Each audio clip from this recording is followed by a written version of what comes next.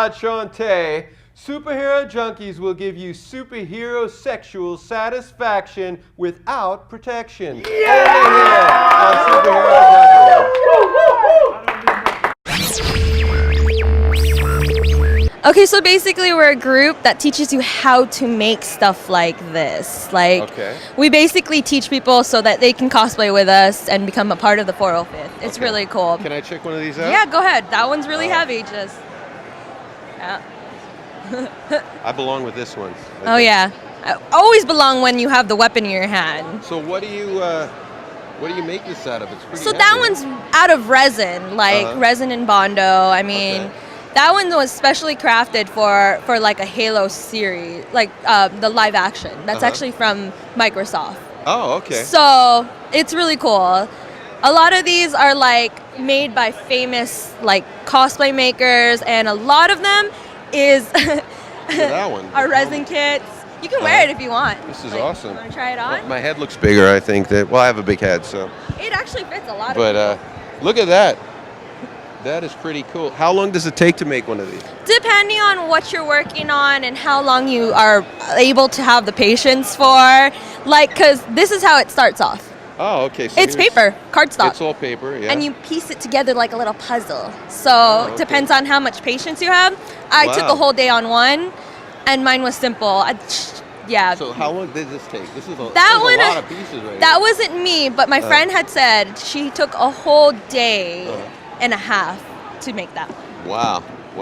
And what is the average price of this? Like if I want to buy one of these guns? Or... If you want a commission done, it depends on the person's size, height, everything. And basically what armor you want.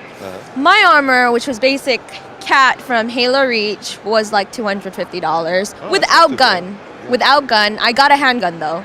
But when you get a gun, it's like maybe $40 more or so. Cool. And do you guys come to WonderCon and Comic-Con every year and do all the cons? Yeah, a lot of us love going to Comic-Con, and like this is actually our first time at WonderCon as a table, but we always come to WonderCon as like a group and just take pictures and enjoy it. Next up, we continue our exclusive interview with Battlestar Galactica's Richard Hatch. Richard! I think they like you.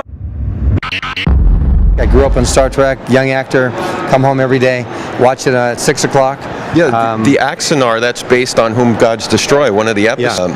Garth was the hero that Kirk admired, and this is a backstory of Garth, and it shows the Klingon battle, and you play a Klingon.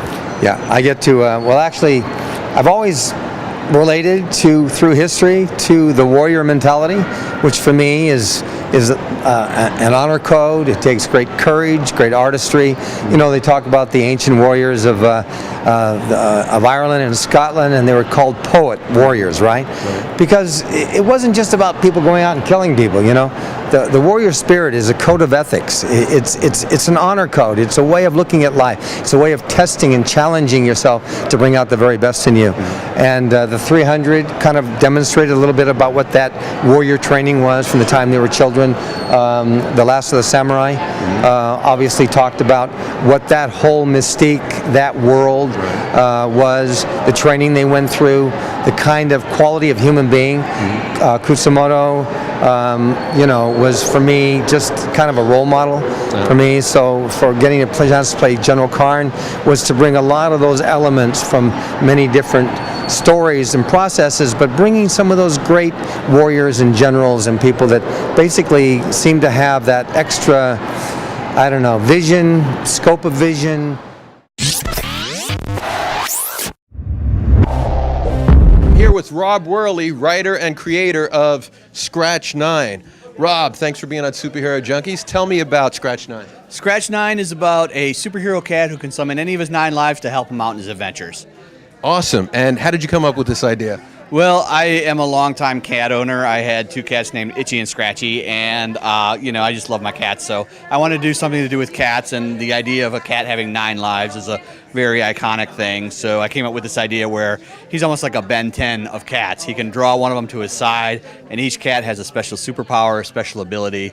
Wow, superpowered cats. Yeah. Awesome. And when does this book come out? Is it just come out today, or this?